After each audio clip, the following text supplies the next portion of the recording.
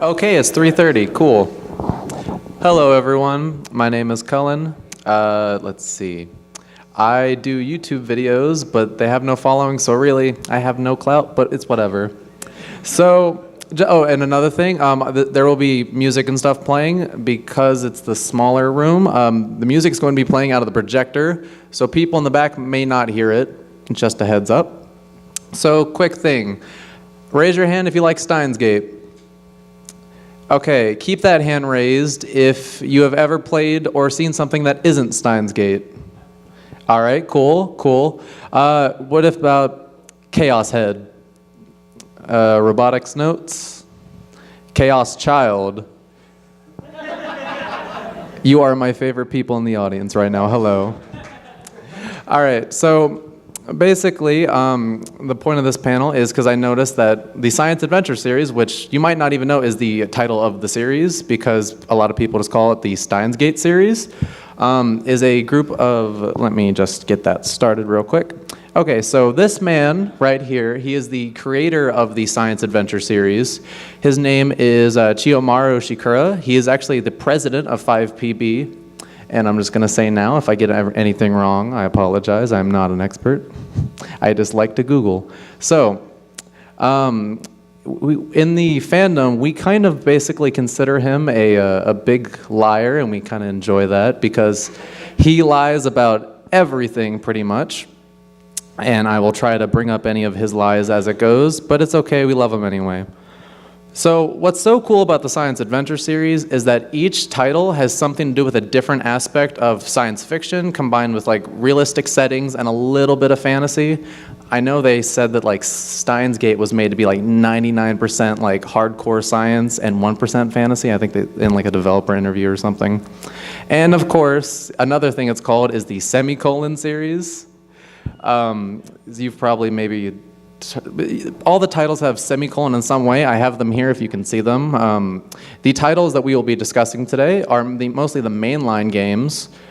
And if you can't tell, this is my first panel, so I have my notes right here. So we have Chaos Head, and then Steins Gate, Robotics Notes, Chaos Child, the best one.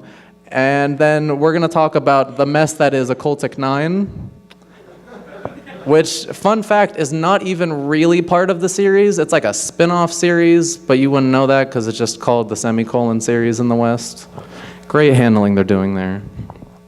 Okay, so one of the best things about the Science Adventure series that you might not know from just glancing at the surface level is that they're all stories built around human psychology.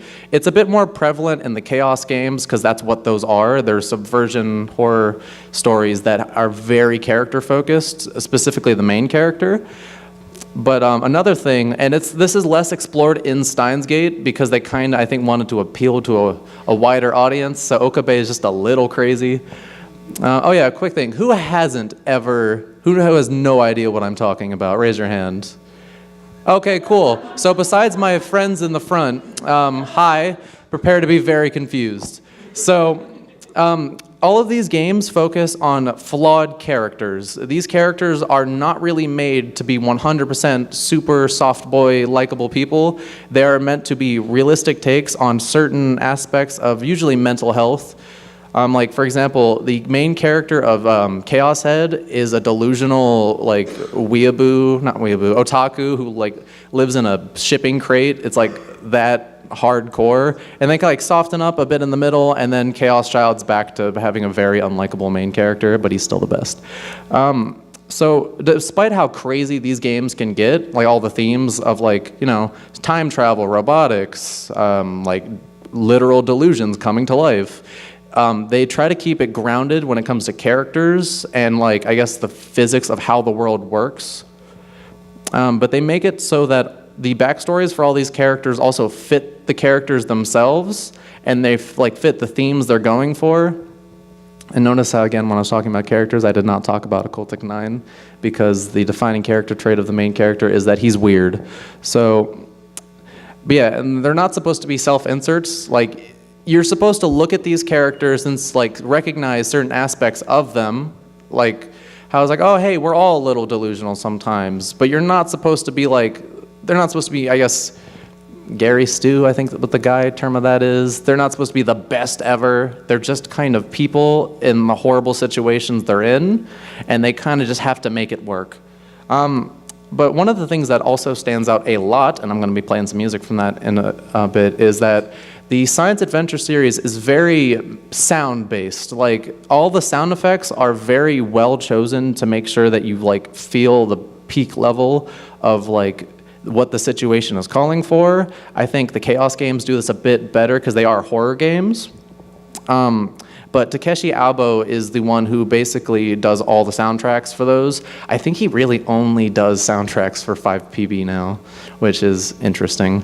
But he does a great job, and despite the fact that there is one composer on every single game in this series, he manages to approach them all differently while still like they feel cohesive, but they feel unique. Just like every game in the series, how you could jump in on anywhere, and it's still interesting, and it's like, it feels like its own separate piece of the puzzle that all can just kind of form together. But if you've ever heard of Kanako Ito, I probably butchered that pronunciation, I apologize. She sings almost every single, like mostly every Churen song and every opening song for all the games in the series, with the exception of Robotics Notes, because they wanted that weird like mecha, robots, anime thing going on, which is, it's still very good. But I was going to actually play a bit of a very, very small snippet of a collaboration, of course, between Takeshi Albo and Kanako Ito. So if this just doesn't work, I apologize.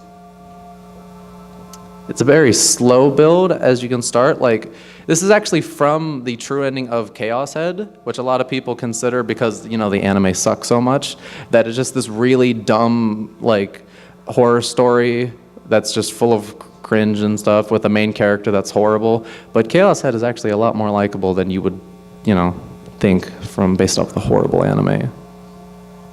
And now I'm just stalling while I wait for Kanako Ito's beautiful voice to kick in. Great. Alright, yeah, that's boring. I'll just play some Phantasm. Or not. Technical difficulties already.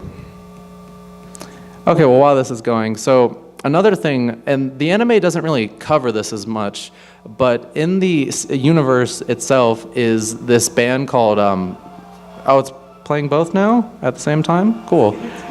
Yeah, great. Welcome to Let's Do It Live, the panel. So, yeah, mashup, exactly, here we go. I made it myself, I hope you guys like it. So yeah, there is an in-universe band actually called Phantasm, and they're introduced in Chaos Head. I literally can't stop the music. I wish I could. It sounds like two bands are like murdering each other at the same time. It's great. So this band is called Phantasm, and on the left, that is Fez, or Isa. She is the lead singer and actually a main character of... This is just making me angry, so we're going to move on. But I'm going to talk about it a bit. So I hope you guys are finding my failure entertaining. That's what matters. So Phantasm is really cool because she is this like loner of sorts. She's a prophet, which is why it's fitting for her to do all the bad end songs, which are essentially, hey, everything's super messed up. Why did you do this?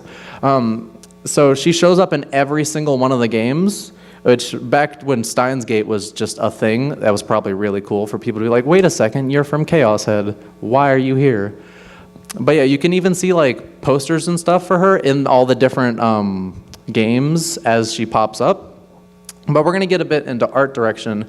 And something that's kind of cool, that it's like cohesive, but it also does basically every single game has a different lead artist to kind of match the themes the games are going for.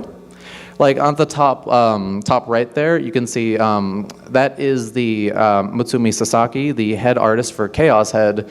And the point of Chaos Head is that since subversion is a key important fact of those games, they want to make, on the surface, seem like just generic-ish anime art styles. Like, they're nice looking, but if you were to look at like SteinsGate, which is this really beautiful art style, but again, that's not like dealing with subversion. Chaos Head, it's supposed to be really nice on the surface, but as soon as the game gets darker, it instantly clicks and is able to perfectly match the darker tones that are going on in those games. Oh, the battery is running low on my PC. That's awesome. Is that on back there? Because that's my laptop battery. Like I said, doing it live. So I'll just keep going. And then Steins Gate, if you didn't know, besides the anime, of course, the head artist of Steins Gate is Huke, who actually does all the designs for Black Rock Shooter.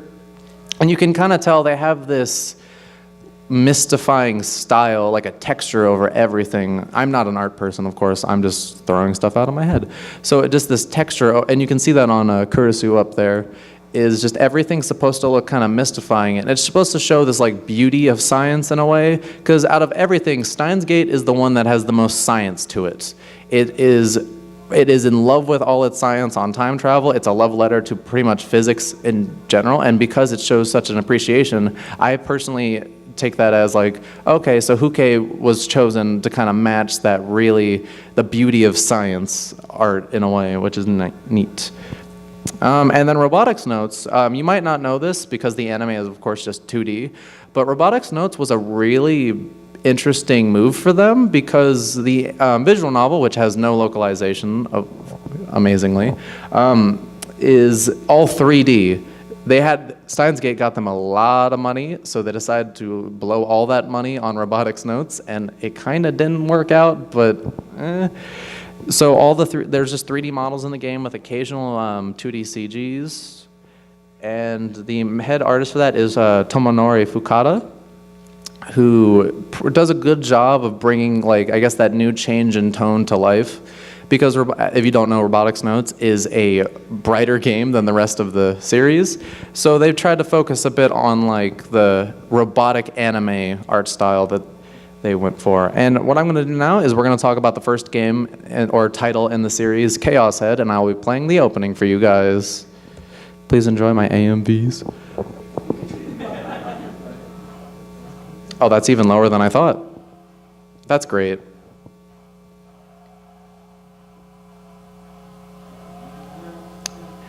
2 out of 10 sounds like it's coming out of a Pepsi can. Okay, I guess since it's so low anyway, I'll kind of just talk about it a bit. This is one of the openings to Chaos Head Noah, which you might not know. Chaos Head in Japan has 2 different releases and a whole bunch of ports for Noah.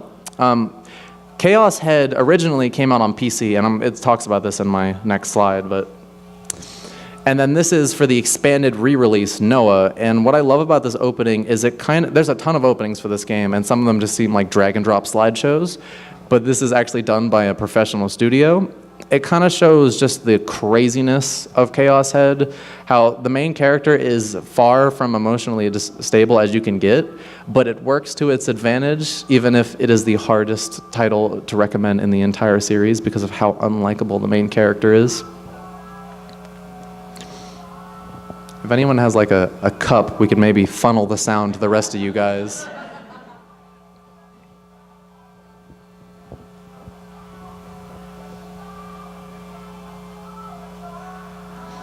They really outdid themselves for this opening. Especially if I recommend Googling or YouTubing all the other Chaos Head openings, if you're interested, of course. You don't have to do that. Just to kind of see how far they've come, because this is also the last Chaos Head opening.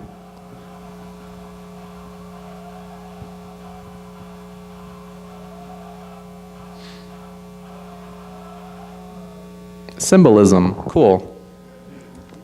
So yeah, way back in, I assume they started production around 2007. This was a very risky move for them because when you're starting any new IP, you're not going to get a lot of money. So they realized this and decided, well, if we have a lowish budget anyway, let's go nuts.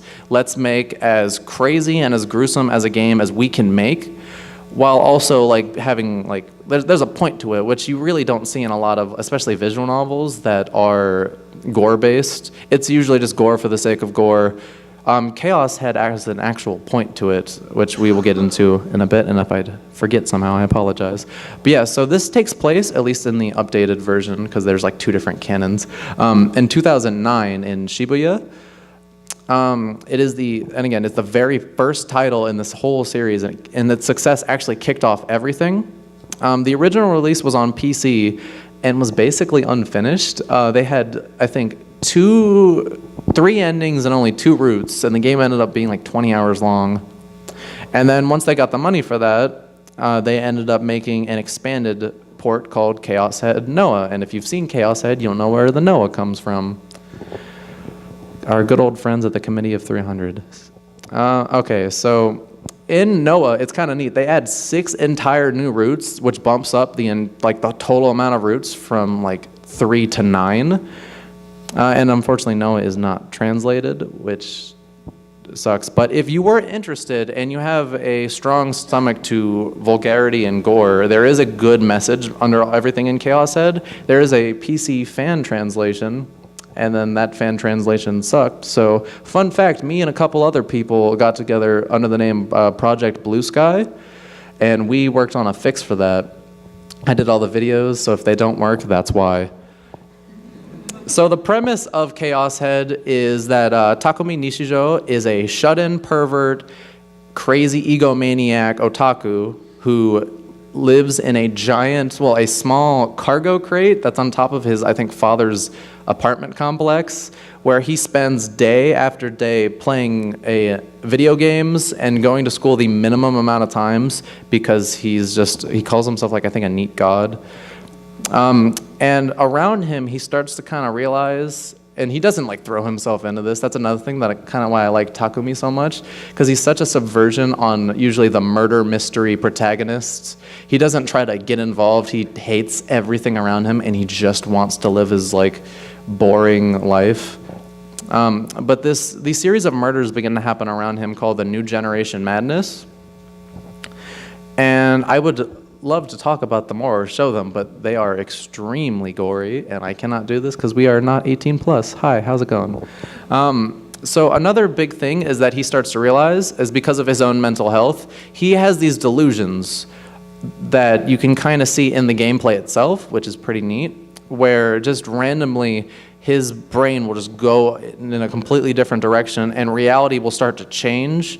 Like, let's say he's just chilling in his cargo crate and he has a delusion that, I'm gonna just make something up. Maybe some supermodels come in and they're all there and we're like, we love you, Takumi, and then they all pull out knives or something. That's what you can usually expect from Chaos Head. But what's cool about Chaos Head itself, as you can kind of see from that image up there, is I've been saying, oh, it's a horror series. Why do they have swords? So it is not only a subversion on the thriller genre and the horror genre, but it's a subversion on shoujo anime, which is pretty neat and actually comes into play really cleverly in the last, I think, 2 chapters of the game. The anime, of course, butchers this completely and is an absolute mess, but we'll get into that. So the themes that Chaos Head tries to really focus on, what is real, what we are seeing, is that actually happening?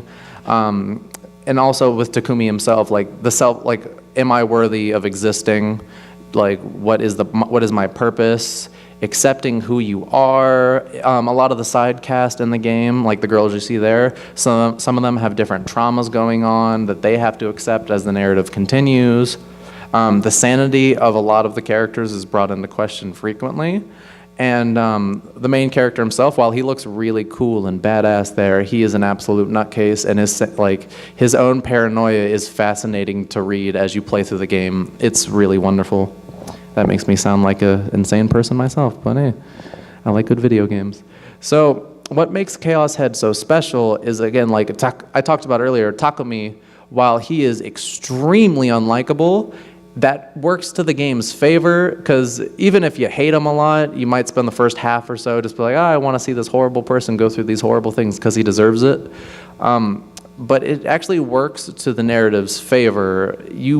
As the narrative goes on, you kind of want to see Takumi win, because he's not like he's just there.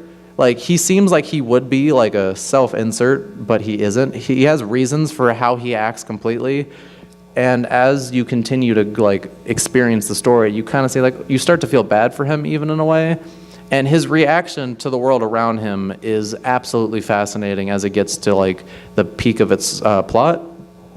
And especially in its finale, which I won't talk about now, but I will have to do not like a spoiler, but the premise of Chaos Child being a sequel is a spoiler-ish for Chaos Head, so fair warning. And what's also cool is I talked about it earlier, the delusion trigger system. So like when you hear a visual novel, you're usually like, all right, some dialogue, things are gonna go up, I'm gonna pick, and then I'm gonna talk to the cute girl, and I'll get my cute girl ending, and then we'll kiss under the moonlight, stuff like that. But what Chaos Head does is instead of doing normal boring dialogue choices, you have the delusion system, which at key points of the story, you'll have it so that two delusions that you can witness appear. You can either do a positive delusion or a negative delusion. And this really just affects how Takumi acts as the game goes on. And of course, this isn't even reflected in the anime because they don't even focus on it. But a lot of the love of conspiracy is established that, because if you've played Steins Gate, I have to bring that up occasionally so you guys stay entertained, you'll notice how much they love their conspiracies. Like CERN, for example, and they don't touch up on it too much. CERN is actually a part of, or at least in some fashion, they are a part of the mystical Committee of 300. Who here knows what the Committee of 300 is? Again, I love you all. And you in the back. All right, cool. So the Committee of 300, and again, because they don't talk about it too much in Steins Gate, because Steins Gate weirdly is like its own thing, pretty much, because it's popular. So the Committee of 300 are essentially the Illuminati. They are responsible for a lot of the problems the protagonists go through in the series. So you have this cool, the small, what one man can do against an entire organization that develops as these games go on. But they're introduced in this game. And fun fact, they actually established the time travel technology in chapter 4 or something of this game that Steins Gate loves so much. It's teased in Chaos Head. And I think for you Steins Gate fans, you might not know this, Takumi and Daru are actually friends. They know each other. Which is why they're both kind of trash. Yeah, Daru is just great. Fun fact, so in 2019, let me check my time real quick, that ain't bad. 2019, you would know that Daru, of course, has a kid and everything.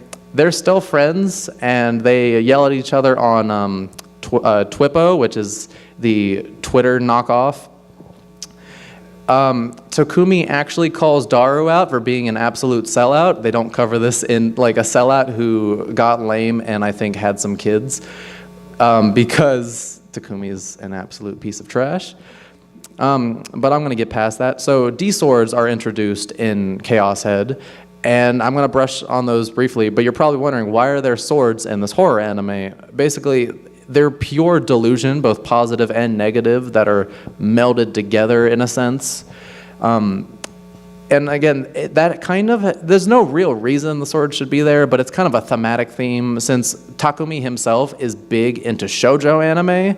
Well, not in the plot itself, that's a reflection. There's no God is Takumi, I made the D-swords for you. No, it's just there to be, at the end when Takumi finally decides to get serious, the swords are a reflection of his love of shoujo anime. And again, a subversion.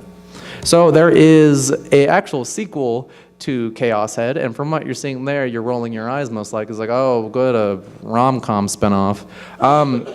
Not really. So it's basically a tongue-in-cheek parody of the rom-com spinoff that most serious visual novels end up getting. Unlike Steins Gate's rom-com, which is just literal, it's nothing. So what seems to be a stupid spin-off, just where you date all the girls, actually ends up being a pretty emotional conclusion to what they set up in Chaos Head. I would implore you to look, if you ever do get into Chaos Head, look into it a bit. It's pretty neat what they actually established in Chaos Head. Love Choo Choo. Just that name. So real quick, I'm gonna go through all the reasons why you shouldn't watch Chaos Head, the anime. It is so ugly. Did you have any idea that this was made by Madhouse? Call out post for Madhouse for making such a hideous abomination. If you would look at so the left is from, of course, the game of, they're the same character. The artist understands that this character is a very, on the inside, she is a soft-spoken, like, she goes through a lot of like abuse and everything. But on the inside, despite how like cheerful she acts, she is a soft-spoken, very kind person. The right is just, what have you done to her face? Yeah, pretty much. But like the wrong kind of sad. It's not good. All right, so, and again, they took far too many creative liberties with the story, which Chio actually called them out on, because they gave them pretty much complete creative control. This is one of the reasons why, even if you unfortunately sat through all of the horrible Chaos Head anime, the visual novel might still interest you. If any of the anime interested you at all, give the visual novel a try, because it's so much better. Because pretty much after, not even the halfway point, immediately, everything is different. The story is completely different. They took all this really cool psychological like thriller stuff that Chaos had set up, and they're like, no, we don't want to do that. We just don't care. So yeah, please never watch that. And to wrap up why you shouldn't watch Chaos Head, again, it's really ugly and inconsistent. This is the same show, the same person 3 different times. It is horrible. So yeah, now you're probably bored, but here's the one you actually like.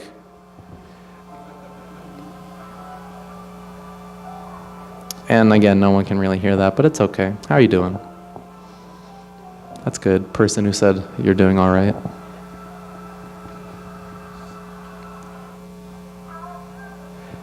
Fun fact about this is the PlayStation 3 and PlayStation Vita version of the game's opening.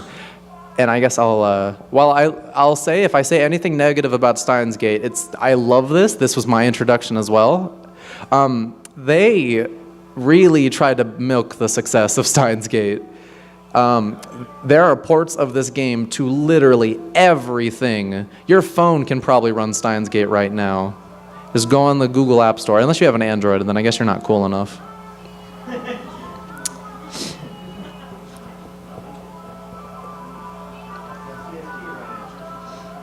But I guess I never asked, who here has played the Steins Gate visual novel? Oh wow, cool. Isn't it great? It's actually on sale right now, I believe, on Steam. It's like $17.50. I bought it while I was nervously preparing for this panel.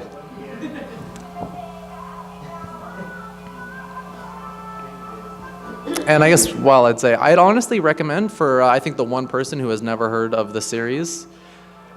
Oh, no, the 2 or 3 or 4. All right, you lovely people who have never heard of science adventure, this is the best entry point you're going to get, because it doesn't feel like there's a lot of other stuff going on in the background.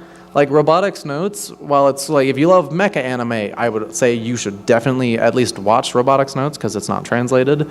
Steins Gate is, if you like time travel at all, you will probably love Steins Gate. It's absolutely fantastic. But yeah, so fun fact, if you didn't know, the game for Steins Gate released on Xbox 360 originally, and it came out in October 15th, 2009.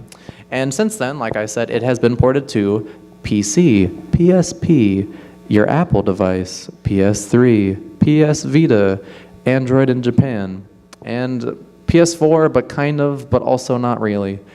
So, and the anime adaptation, which is probably the most influential part of science adventure media, came out in 2011, and it is what made Steins Gate so popular. The game itself did really well, but the anime is what caused it to explode in popularity. I'm sure many people here got their start by watching this amazing anime, because it's one of the only great adaptations in the series, which is really unfortunate because most of the games are not translated. So, fun fact, the game was finally released in 2014 by JAST, and I actually know the people who worked on it. Great people, by the way. And let's see, and P-Cube, they licensed it in 2015 for PS3 and Vita. They are currently the only people working on science adventure games in the West, for better or for worse.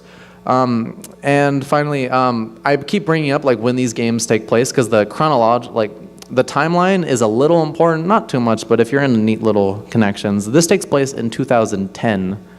So for those of you who don't know, Okabe is a chunibiu. We'll say a chuni. So he is a chuny mad scientist, well, wannabe mad scientist college student who relaxes as he lives in Akihabara during his summer break of college. And while just messing around with a microwave, they invent time travel. Or more, they invent like time travel messages, and that just kind of continues to make things worse and worse and worse. But the whole point of Steins Gate is, and this is why what might be hard for most people to kind of get into it with, is that it's a slow start, but it ends up being really rewarding as you keep going, because the whole first half is setup, and the whole last half is, Okabe, fix your problems, you ruined everything. But one of the reasons I like the game of this a bit more than the the anime itself is that being in Okabe's mind, I'm not going to spoil anything, but in that second half, you're basically, Okabe is in a time loop, and getting to hear his thoughts as he goes through all this and see that like his sanity keep getting worse and worse and worse is why the game works so well, and why I instantly recommend it to anybody. Even if you've like seen Steins Gate, you can get a lot out of it from that game, the second half of that, simply because how amazing of a character Okabe is. And then quickly, because I know we have 30 minutes left, the main themes of Steins Gate are infinity, obsession, time travel, of course, the multiverse theory, but in Steins Gate they call it world lines, alternate universes, loneliness, and desperation. And here's the best girl.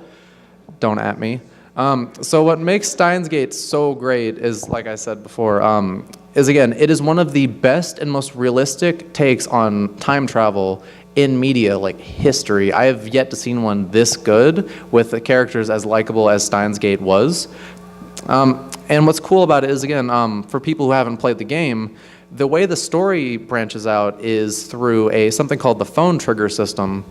And you basically, the story splits off based on emails Okabe receives, or like how he chooses to respond to phone calls and everything. So it's a unique take. Again, like all the games have like unique takes on decision making that you don't really see in visual novels, because a lot of developers are just kind of lazy and they're like, dialogue choices, we don't care. And if you know anything about, of course, the Japanese cast, you know that Mamoru Miyano voices Okabe, and he kills it. I love the dub for Steins Gate and all, but after playing through that game, the Japanese cast is incredible, and all of them just like kill the roles. And it's fun fact, it's one of the only science adventure series that has like A-listers as the cast, because they got money from that game. So, trivia time, because I'm probably boring you all to tears. So, like I said earlier, Steins Gate has a lot of spin-offs. And by a lot, I mean like 5, but that's still a lot. So, I'm going to, and of course, I don't have prizes, unfortunately, but you'll feel valid. So, does anyone know what the sequel to Steins Gate is called? The canon sequel. I saw his hand raised first. Steins Gate 0 is correct. These are going to start easy and quickly go into the fact that I'm a weeaboo. So, let's see. So, it might be a little harder. There is an upcoming remake of Steins Gate, if you could call it that, and it's coming out in March. Does anyone know what the game is called? I saw his hand go up first. Yes. Aren't you so excited for that? So, fun fact, Steins Gate Elite, since I'm going to be quick about this, they decided to take the anime footage and shove it into the visual novel.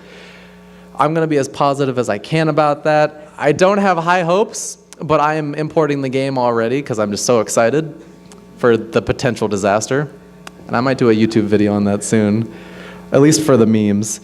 Okay, so now, does anyone know what the fluff nothing dating sim is called? Oh, you in the back.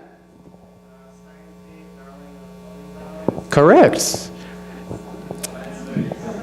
You are the most valid in the room right now. And the Japanese title is, again, I'm not good at pronunciation, Hiyoko Renri no Darling. But yeah, Darling of Loving Vows is what we're gonna try to, if you know the Japanese name or the English name, it's fine either way. So what is the non-canon collection of spin-off titles called? Does anyone know this?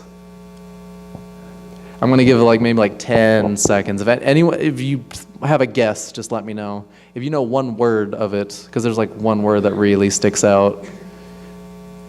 Oh, you in the back. Say again? I don't know. I was going for, let me pull up this name. Linear bounded phenogram. Has anyone heard of that in the room? Yeah, it's really, that's some of the most milking Steins Gate has got. I think it was like one of the first spin-offs. It's just a collection of side stories that happened throughout the different world lines, which basically means it is not canon in no fashion. If anyone is into the series Zero-Escape, the creator of that actually wrote one of the segments of that game. It's the Okabe section, and there's like weird Code Geass references in that as well. Phenogram's weird. We don't talk about Phenogram. All right, and there's one more. There is a non-canon sequel-ish expansion. It's like a comedy game based off the true ending of Steins Gate. Does anyone know this? I think you might have mentioned it in the back. Do you know, sir? Yep, it's 8-bit. Yeah, it's called, it's shortened to Steins Gate 8-bit. And the full name, and this is pretty clever, it's Variant Space Octet. Get it? Haha, they're so funny in Japan. So, now that, yep, that is Steins Gate, the one you love, the name you know.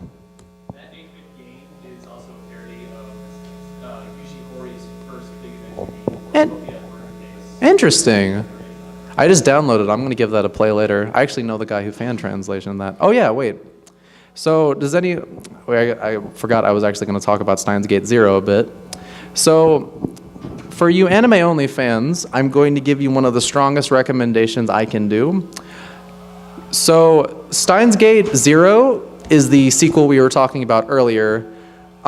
Based on the track record of science adventure animes that have been happening recently, maybe you should play the game first, because the anime, it's coming out in spring, I believe, and it could be great, or it could be absolute garbage, because one of the things about Steins Gate 0 is, unlike Steins Gate, which is one linear route with like minor branches, Steins Gate 0 kind of plays off the fact that it is a game more, like a visual novel, and it has two main routes that branch, and I have no idea how they're going to adapt that.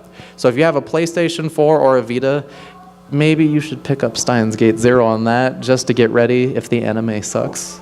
But no one knows yet, so I don't want to be the guy who's like, watch Steins Gate 0, it's gonna be amazing, and it sucks, and then the story of Steins Gate 0 is ruined, because it's really neat.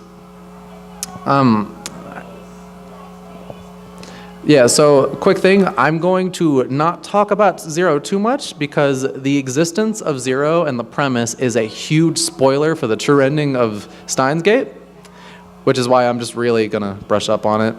So Steins Gate 0 is an interquel sequel during the true ending of Steins Gate, and for those of you who know about Steins Gate, you know exactly what I'm talking about, maybe.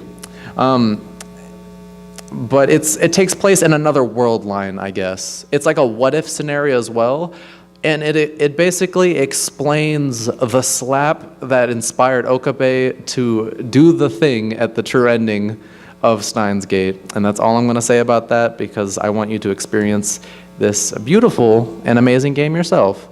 And finally, I mentioned it earlier, if you're deciding oh, game or anime, which do I start? Both are amazing. It's the only truly incredible, nearly 10 out of 10 adaptation the series has ever gotten, and that's really sad.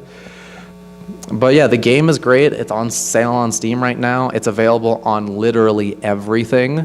I recommend giving it a shot. It's neat. So for time reason, I'm gonna kind of go through this a little bit. Let's see. So the black sheep of the series is Robotics Notes. Has anyone ever heard the phrase by people, Robotics Notes sucks? Anyone?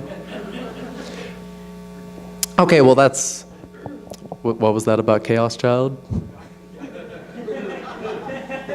If that wasn't the Chaos Child anime sucks, I'm gonna be really mad. The anime is trash. We're gonna get to that.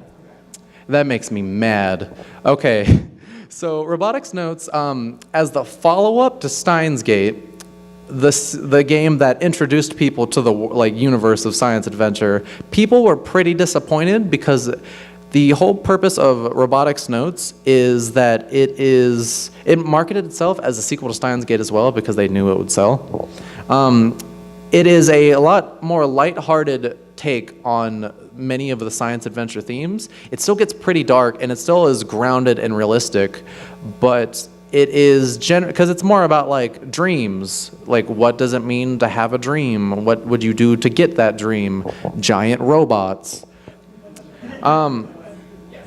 And so Robotics Notes has two versions, the original and Elite. Taking actually quite a while. I think it took them 3 or 4 years to make this game after Steins Gate. Too busy with all that milk. Robotics Notes came out in 2012, and they were developing the anime at pretty much the exact same time. But it originally came out for PS3 and Xbox 360, and being their first 3D visual novel, it kind of took them, it was a bit of iffy in some parts, and I think there were some glitches, so they fixed it for the best system ever made, the PlayStation Vita, where and 2 years after Robotics Notes came out, they called it Robotics Notes Elite, no relation to Steins Gate Elite, Jesus Christ. And it basically fixes up a lot of that. I have a picture coming up soon on what the differences really are. But what you might not realize from the outside of Robotics Notes is it's pretty much the biggest lore game in the series. And while it marketed itself as a sequel to Steins Gate, it is very much almost like a sequel to Chaos Head, because a lot of like the stuff introduced in Chaos Head, like you might have heard this in Steins Gate, Sister Centipede is explored more in Robotics Notes, and there is a lot to do with the Committee of 300. Like, most of the information we know about these people is from this game. Let's see, okay.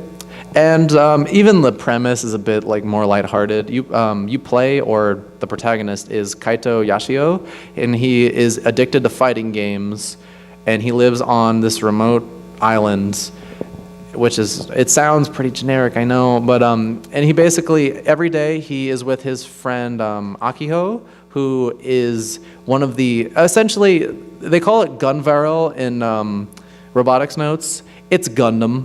It's pretty much Gundam. She is a big fan of mecha anime, and like to the point where she'll like randomly, like she'll put glasses on and make Char Aznable references just in the game. It's wonderful. She's the best girl. And their goal is to essentially say, we want to make a giant robot, or we want to finish a giant robot that was made for us. And they want to do all these things, like they want to get into this big robot expo. And the whole point is that Akiho wants to like catch up to her sister, who left the island to go to Tokyo to be like mysterious and everything. But so the big themes in like Robotics Notes, it's again robotics. What is it? What does it mean to have a dream, and what would you do to get to that dream? Mecha anime. It's a big love letter to everything mecha. There's AI, and they have these cool tablets that essentially like make like AR, which is kind of neat, and they use that to their advantage while building the robot. And funny enough, propaganda is a big thing with Robotics Notes. It's actually one of the biggest things that makes it is what makes it a science adventure game, the focus on media, propaganda, and what the government is doing that we don't like really know about. And this is fictional, of course. I'm not going to start giving you conspiracy theories because I don't really believe them. So what makes Robotics Notes so special, and people like to say this is the weakest game in the series. It's definitely not the strongest, but after finishing it rather recently, it still holds up a lot, and it is the connection to every single game besides it. And I think I talked about this already. The cast is actually incredibly strong. They might even be the best, because unlike most games in this series, they kind of work as a team. If you've seen Steins Gate, you know that it's really Okabe doing all the work. If you've seen Chaos Head, it's everybody not liking Takumi because he's a weird, smelly loser. And Chaos Child has a bit of this, but this cast, it's a smaller cast, but they work together better than any of the other games. And fun fact you might not know from watching the anime, and I don't have enough time to talk about, Kai is actually the representation of depression in the series. Like, all the protagonists have their own things. Kai's is that he is depressed, and it goes into it more in the game than it does in the anime. But yeah, like I said about Elite earlier, the top is the original release, and the bottom is the PlayStation Vita release. And as you can see, they kind of touched up a bit on the character models. They added more detail. They made the animations better. And overall, it's a really good release. I have that up here. It's amazing. So Robotics Notes Dash, if you might not have ever heard of this, is the upcoming 2018, hopefully, release. They're making a sequel pretty much, and they're taking some of the stuff established in Chaos Child, and how that is affecting the world. At least that's what I hope, because like I mentioned earlier, Chio is a liar, and he will never give us a straight answer. We have seen one teaser trailer for this game, and he is adamant that it's coming out in like Q1, which is now. So I don't believe that. And quickly to talk about the anime itself, if you're like, well, you said all the anime sucked. Robotics Notes is actually a fine anime. As an adaptation, it cuts out a decent amount, and it kind of lightens up a lot of the backstories of like the villain, for example, who is basically depicted as almost like a pedophile. He's very unlikable in the game, and he's just less unlikable in the anime itself. But just know that going into it. Yeah, anime is great. I watched it myself, so I could have the clout points to tell you that. It is a very, very wonderful story, and Frau Bo is great. So now to my favorite game in the entire series, and which has the worst anime adaptation ever, is Chaos Child. And I'm going to kind of just let this... Wait, do we have time to let this roll? Not really. Look it up on YouTube. It's great. So... Again, I'm hoping you're finding my failure entertaining. So, again, I have nothing clever, no clever title or anything. Chaos Child is one of the best games I have ever played. It is an absolute masterpiece in themes, atmosphere, setting, character building, world building, just everything that you could think of. Chaos Child is fantastic. It is a thematic sequel to Chaos Head, and originally came out, funny enough, on the Xbox One, which if you know anything about the Xbox One, it pretty much failed in America, air quotes, but it did even worse in Japan. So to release this on Xbox One was a ridiculous move. I think they said they sold 3,000 copies week one. And if you know anything about game development, that's horrible. I think if you know anything about SMT, Tokyo Mirage Sessions sold 20,000 on its first week, and that was considered a failure. So to put that in perspective, the PS3 release also failed. But it takes place in Shibuya in 2015, which is neat because they put it between Steins Gate and Robotics Notes. But out of all of them, this feels the most modern out of all the different games. And it feels, because again, we are in this era, so why wouldn't it?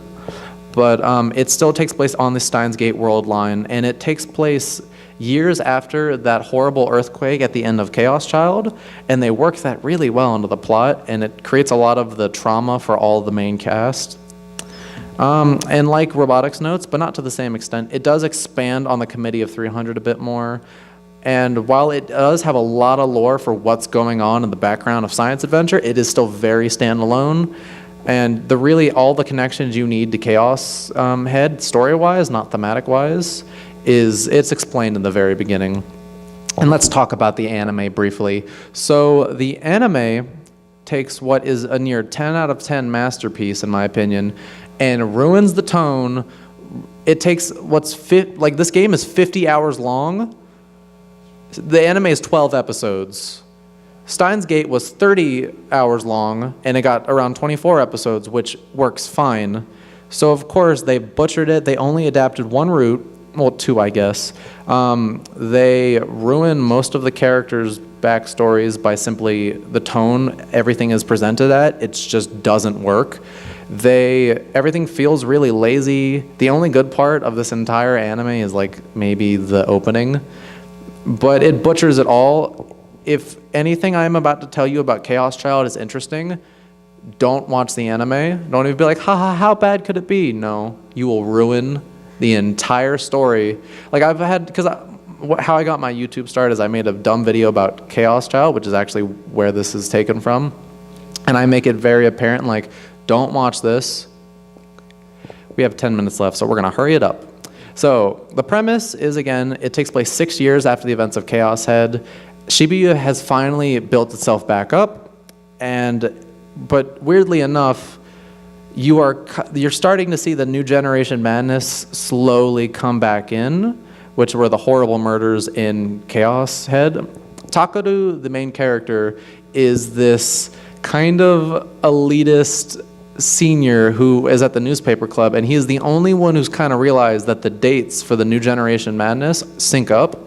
So unlike Takumi, who is very passive about the events going around him, Takaru is he's very involved in everything. And while I said earlier, it's like, oh, that makes Takumi a better protagonist. Takaru works because while Takaru, what would be a very generic, like, main character, like, oh, what are we gonna do? Let's solve these murders. He has a very interesting, slightly egotistical personality because it is a chaos game, of course. And seeing his development as the game goes on of someone who acts it's like, I'm the best thing ever, as he's thrown into these horrible situations is very fascinating. Let's see. And fun fact, he is a very interesting foil to Takumi. So there's a lot of different themes going on. The media is a very important one, of course. It's same thing with Robotics Notes, propaganda and kind of how that affects it, really. It's fascinating stuff. I'm going to try to speed this up a bit. If you find Chaos Child in the dealer's room, do me a favor and buy it for yourself. It's amazing. And unlike the last game, which is just delusions, which are also in Chaos Child, they added this neat way to solve the murders called the mapping trigger function. And Takaru and his friends in their own room, they, on this giant corkboard, map up all the different murders to try to solve the mystery. So as you're playing, it feels like you're actually solving the mystery.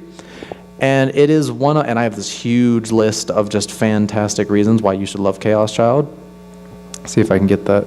Oh yeah, I'm playing the main opening theme. Well, no, the title screen theme right now.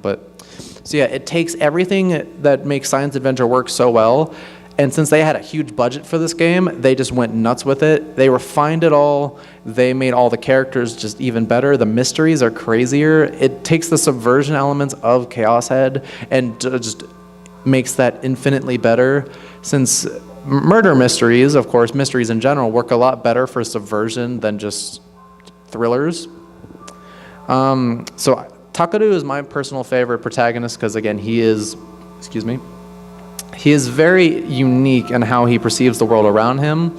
Like, he goes around, and while it seems like really annoying, he basically calls a lot of people in a school normals because he considers himself better than everyone else. And what on the surface seems like a very bad and annoying protagonist to deal with for 50 hours, his development as this goes on is what makes Chaos Child work so much. They improve the pacing from a lot of these games where everything is really, there's always something going on. All the plot twists are incredibly layered. Like, if you were spoiled on the killer of Chaos Child on accident, fear not, because there's like 3 or 4 other twists woven into that exact twist itself. And let's see. It feels like after almost 10 years, it is everything they ever wanted to do with this series. It's a love letter to fans, pretty much, and it's amazing. And it's like it was my 2017 game of the year, pretty much. So, like Chaos Head, it also has a sequel. Oh, 5 minutes left. Cool. I'll make this quick. Chaos Child Love Choo Choo. It is not as smart as Chaos Head Love Choo Choo. It is marketed as a sequel. It is nothing. It is dumb fan service, and the plot goes nowhere. So If it ever gets localized, you know what you're getting into. It's not great. And our final detour real quick. I'll make it real super quick. Occultic 9 is not related. It is on this a completely other series called the Science Visual Novel series, making up Occultic 9 and Anonymous Code. Anonymous Code is actually looking really cool. I hope they localize it. Oh, I guess that's time up. No, just kidding. So Anonymous Code is, it takes some of the Steins Gate like world jumping effects, but instead of like a timeline, you're hacking a simulation because the world is a literal simulation. There's really no information on that at the moment. And I'm just gonna say, any quick questions? So, because really I don't have enough time to be like, what does science adventure mean to me? Yes, you sir. Oh, thank you. You're shilling myself for me. So, that was a plant in the audience. Don't trust him. So my YouTube channel is Dr. Cullen PhD. I do videos like why you should care on blank. So far, I'm just starting. I did one on Danganronpa V3 for any of you Danganronpa fans. And I did one, my first one was on Chaos Child and why I love it so much. If you want to hear my 10-minute in-depth reasons for why I adore this game so much, maybe check that out. Next question. You in the back. Yes, so you said that the original SteinsGate got a release on PS3, but there was also one on PS4, but you said that like some... So it's weird. When one of the, I think it was with Steins Gate 0 in Japan, they released Steins Gate HD. So that was the only way you're going to get it, and you can't even find it on the Japanese PlayStation Store. It's like a code only. And Elite is also coming to PS4, so if that gets localized, maybe you'll be able to play it there. I don't know. I hope. If you want to play it in English, have to go for the PC or PS4. The PC version's probably the best, I'd say. Any other questions? Sorry if I'm rushing through. I'm just trying to get to all of you guys. What's up? You've only seen the SteinsGate anime. Would you still recommend going into visual novel? Yes, absolutely, 100%. I thought I mentioned it earlier. Inside of Okabe's mind is why the visual novel works so well. And seeing all those, like, his mental breakdowns as he's thrown into this time loop is the reason why I recommend it so much. And it makes it better to play Zero when you're done. Next up. On the spin-offs and on the adaptations, are there any major collaborations or just offshoot works by SciADV and or any companies they collaborate with? There are a lot of, not really with the Science Adventure series. They have like a fighting game that, yeah, Phantom Breaker. Oh, okay. Yeah, that's not really, it's like a weird beat 'em up, but also a fighting game. That's actually a lot of fun. You can buy the beat 'em up on anything. It's really good. But that's, I think, they don't really collab too much besides like art stuff and merchandise. Anything else? Last chance. I think I have maybe a minute left. No, 3 minutes left. Okay. Hello. That is a wonderful, wonderful thing. Okay, so officially localized is SteinsGate 0, and Chaos Child. Chaos Head, of course, has a fan translation, and all the media for all of these, like at least the anime and some of the manga, are all out there. Only thing I would recommend is don't watch the anime for Chaos Head and don't watch the anime for Chaos Child. Everything else is fine. Even Occultic 9 is kind of fun, even though it's a mess. All right, you in the back.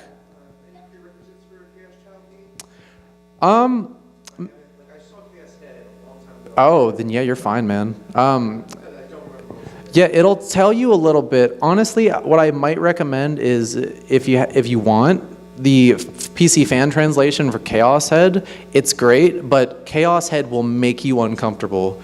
It is designed to make you very uncomfortable. Whereas Chaos Child, it still has that uncomfortableness, but it focuses on like the mind games of that. Really, it'll give you what you need to know. It's a great standalone experience, but if you play head first, there's going to be a lot you really appreciate. Anything else, you lovely, lovely audience, you? Let's see, I have 1 minute. We're just going to stare at each other for a bit. You, sir. Have you ever actually played with a board game that came from SteinsGate? There's a board game? Why do they milk this so much? It's not directly SteinsGate, but it's based off of a game in SteinsGate. Okay, I'm interested in that now. Thank you, sir. You taught me something, and I appreciate that. Oh, you in the back. You ever tried microwaving a banana? I don't want to talk about that. Look, first you microwave a banana, and then your best friends made a Jell-O. I don't want to get into that. It doesn't work, okay? Don't mess around with time travel. And I believe, that is it for me. If you have any questions, I'll be around the convention literally all weekends. I love this series, and I love all of you. I'd mic drop, but I'm scared it would make a loud noise.